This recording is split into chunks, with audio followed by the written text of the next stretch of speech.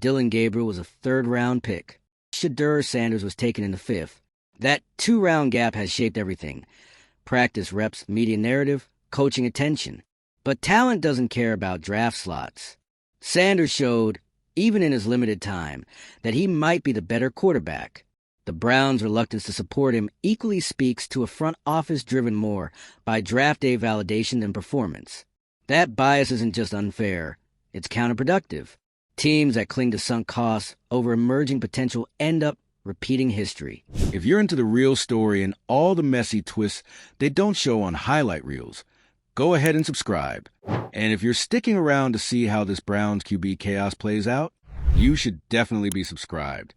Cleveland knows that history too well. Now, with Sanders poised to start in Vegas, the situation demands clarity.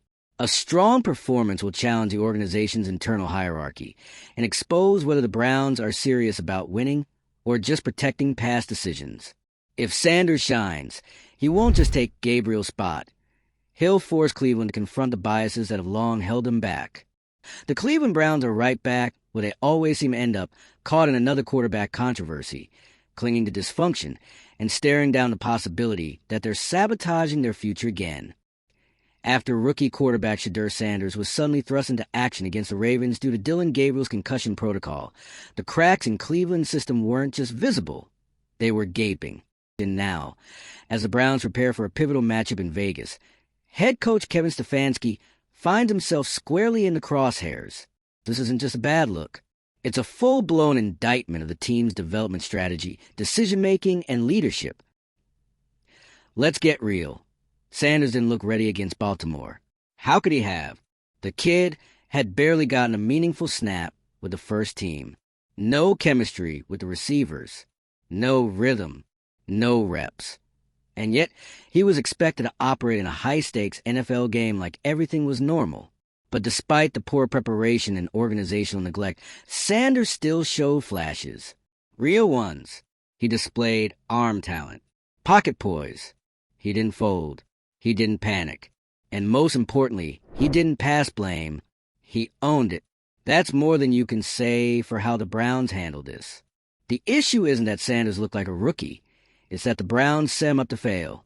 And people are finally calling it out. This team has a long history of mishandling quarterbacks. Whether it's overvaluing raw tools, underpreparing backups, or clinging to bad decisions out of pride, the pattern is always the same. Hype the guy. Fail to develop him, panic when things go wrong, then toss someone else into the fire unprepared. And somehow, Stefanski and his staff thought it was fine to let Shedeur Sanders spend most of his rookie season buried behind Dillon Gabriel without giving him meaningful practice reps. No opportunity to build chemistry with starters. No strategic development plan. Just spot duty on scout team and a clipboard on Sundays. That's not coaching. That's negligence. The Browns treated Sanders like he was years away from relevance. But when Gabriel was ruled out, they didn't have time to rethink it. They didn't have a choice. They sent him out there cold, and it showed. What also showed, though, was leadership. Despite being completely under-resourced, Sanders took control in the huddle. He didn't blame his receivers. He didn't hang his head. And according to several insiders, he went right back to work post-game, breaking down tape, getting feedback, putting in the extra effort. That's not just damage control. That's a quarterback who gets it. And when defensive cornerstone Myles Garrett publicly praises Sanders for his attitude and resilience, that says something. That doesn't happen unless players in the locker room see the potential. That's what's different about this situation. Sanders might not have had the reps, but he's got the locker room, and that carries weight, especially in a league where respect is earned, not given. So now all eyes are on Vegas. This upcoming game is more than just a test for Sanders. It's a referendum on the Browns' entire quarterback evaluation process. Stefanski and the front office are being forced to answer questions they clearly didn't want to face yet. What if the better quarterback wasn't the one they built their plan around? Because Dillon Gabriel has struggled, that's no secret. He was drafted higher, but the production hasn't been there. And now, Sanders is stepping in, not just with the way of the playbook, but with the pressure of turning this narrative around. And he just might. This week, for the first time, Sanders will get full practice reps with the starters. A real game plan, real preparation. And if he shows what so many believe he's capable of, there's a very real chance he keeps the job, even when Gabriel is clear to return. That possibility isn't just floating around in media circles. It's being talked about inside the building. The Browns are in a tight spot. They can't afford another misstep, another wasted rookie, another season of what if. And if Sanders shows poise, execution, and growth in the start, they won't be able to put him back on the bench without serious backlash. Because now the conversation has shifted. What started as a temporary injury replacement is turning into a full-blown quarterback competition. And if the Browns have any sense of accountability, they'll evaluate this based on performance, not politics. The draft bias is real. Gabriel, a third-round pick, has had more support in development simply because of his draft slot. Sanders, taken in the 5th, got almost nothing. But now that both are in the spotlight, it's clear that draft position means less than what you actually do on the field. And Sanders? He's giving them something to work with. The Browns can't afford to ignore it. Not now. Not after a locker room leader like Garrett publicly throws his support behind a rookie. Not when an entire league is watching to see if Cleveland does what it always does, cling to the past, or whether they finally make the bold move to build something new. If they stick with Gabriel without giving Sanders a fair chance, it'll confirm what critics have said for years, that this team doesn't know how to develop quarterbacks, that they confuse ego with strategy, that they'd rather be right than better. But if Sanders performs well and keeps the job, that could change everything. The fan base is desperate for stability. The locker room wants leadership. And the Browns, for once, have a quarterback who's showing maturity beyond his years. The only question is whether the coaching staff is willing to get out of their own way and let it play out. The Vegas game could mark a turning point, not just for Sanders, but for the Browns as an organization. If he steps up and delivers, they'll have no excuse to go backward. The momentum, the performance, and the locker room energy will all point in one direction. And if they still choose politics over progress, then they deserve everything that comes with it. It's time for Browns to decide whether they're going to evolve or stay stuck in the same self-inflicted loop. Shedeur Sanders didn't ask for the spotlight, but he's earned it. And now that it's here, Cleveland has one job. Don't screw it up. Let us know your take in the comments. Should Sanders stay in as a starter if he performs in Vegas? Has he shown enough leadership and promise to take control of this team? Hit like if you're tired of watching the Browns fumble every QB situation they touch. And subscribe if you want more breakdowns like this, because this saga is only just beginning. And you know Cleveland drama doesn't stop at kickoff. At this point, the Browns aren't just managing a quarterback situation. They're walking a tightrope with their entire franchise reputation dangling beneath them. Because this isn't just another routine swap due to injury. This is about what happens after. It's about what the Browns do once the emergency dust settles, and the spotlight narrows onto one unavoidable question. What now? If Shedeur Sanders shows up in Vegas and performs well, not even perfect, just well, the entire quarterback hierarchy in Cleveland becomes unsustainable. You can't throw a rookie into the fire, fail to prep him, watch him make the most of it, then push him aside just because the original plan had someone else's name on it. But that's exactly what the Browns have done before. Again and again. And that's what has everyone holding their breath. They've been here too many times. Draft a quarterback. Mismanage the timeline. Panic. Overcorrect. Rinse and repeat. It's a loop. But this time, there's a sliver of something different. Because this time, the quarterback rising wasn't part of the original narrative. Shedeur Sanders wasn't the top prospect. He wasn't handed the franchise. He was overlooked, underdeveloped, and quite frankly, disrespected by the system he's now being asked to lead. And yet, here he is, calm, composed, unshaken. Ready? That shouldn't go unnoticed. This is a league where rookies struggle with support, with starter reps, with structured development plans. Shedeur got none of that. He was shoved into a game against an elite defense with barely any chemistry with the starters. And while, yes, it showed, he also didn't break. He didn't collapse. And he didn't make excuses. That's the part the Browns need to hear loud and clear. Because at this stage, it's not just about talent. It's about mindset. about maturity, about who can command the room when everything goes sideways. And it's not just the fans who've noticed. When someone like Myles Garrett, arguably the heart of the team, publicly backs Sanders, that's not a throwaway comment. That's a signal.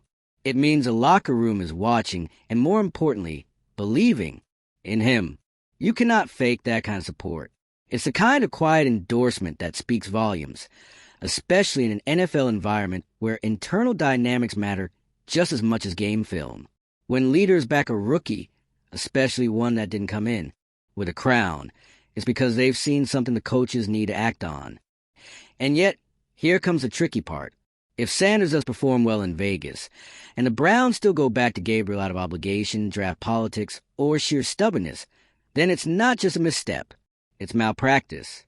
Because let's not forget, Gabriel was a third-round guy. He was supposed to be the plan. He got the off-season focus, the coaching investment, the developmental blueprint.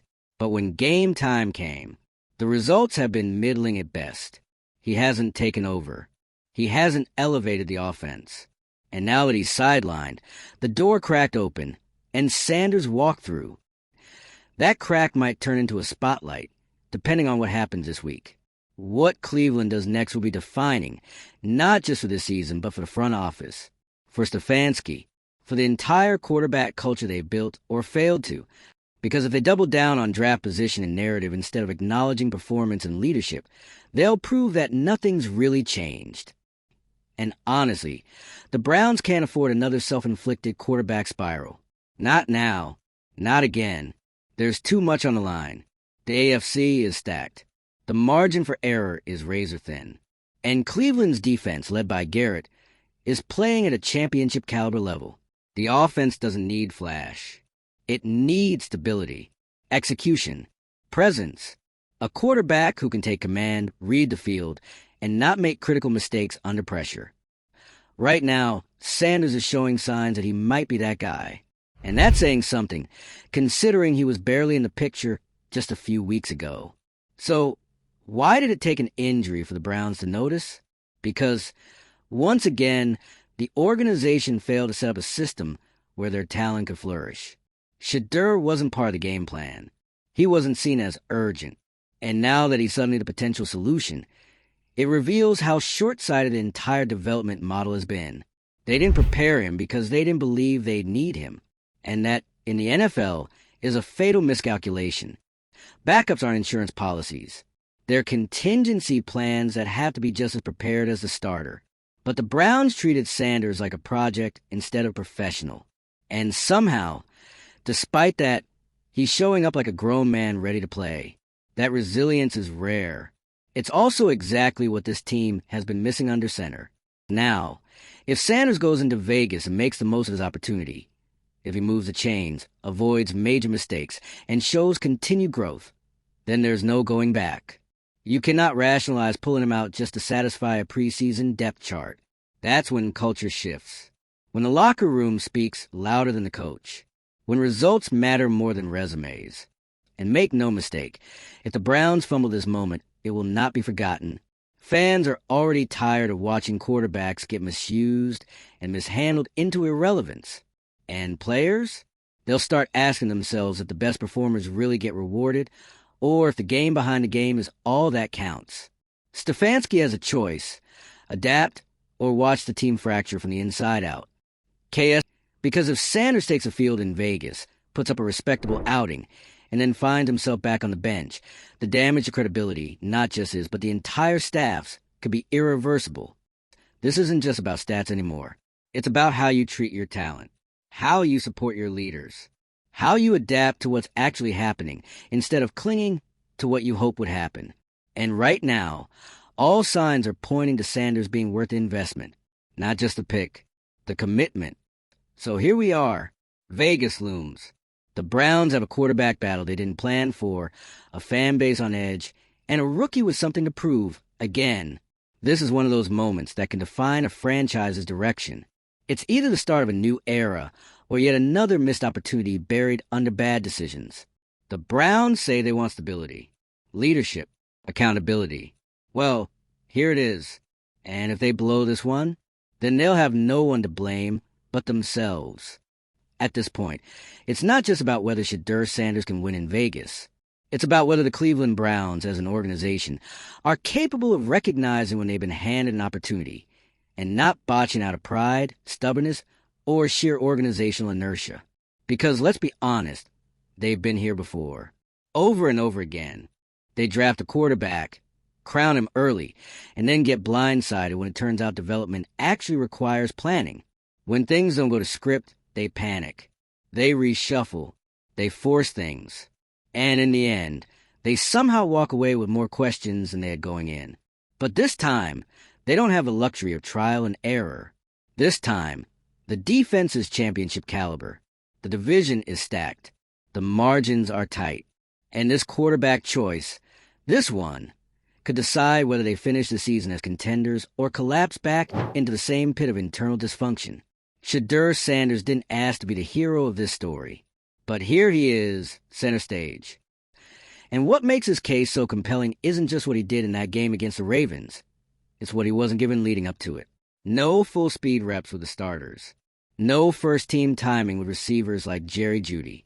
No real situational prep. He walked into a disaster zone, and while the stats weren't mind-blowing, the intangible qualities were undeniable. Poise, leadership, resilience. And that's not just a media narrative. That's coming from inside the building, from players, from vets like Myles Garrett, who've seen quarterbacks come and go, from people who know the difference between a flash in the pan and someone who can command a locker room. What they saw was a rookie who got the short end of the stick and made the most of it anyway. So now the question is, do the Browns actually reward that? Or do they do what they've always done? Pretend it never happened, and quietly slide him back into irrelevance the moment Gabriel clears protocol? That, right there, is a decision that will define not just the rest of the season, but the internal credibility of the entire coaching staff. Because Gabriel's return, whenever it happens, is inevitable. The concussion protocol won't last forever. But what can't happen is Cleveland pretending that Sanders didn't show them something real when he had his moment. If they do that, if they go back to Gabriel without even considering the shift that's happening, they'll send the worst possible message to the locker room. That effort and leadership don't matter unless your name was on the starter sheet in August. That's how you lose players. Not with game plans, but with decisions like that.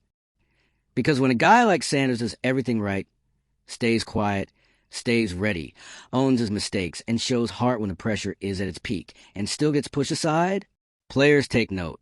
And when the players stop believing that the best man will play, everything falls apart. This isn't just a test for Shedeur Sanders. This is a test for Kevin Stefanski. He's the one who let this development plan slip through the cracks. He's the one who didn't give Sanders the reps he needed. He's the one who, by all accounts, treated him like a long-term project instead of a viable option for 2025. And now, when reality has completely shifted, Stefanski has to either pivot or risk total collapse. It's an SS, because it's not about Gabriel versus Sanders anymore. It's about whether this staff is flexible enough to make the right decision when it wasn't part of the plan. Good teams adjust. Good coaches recognize momentum when it's building and know when to ride it. And this is that moment, is the turning point.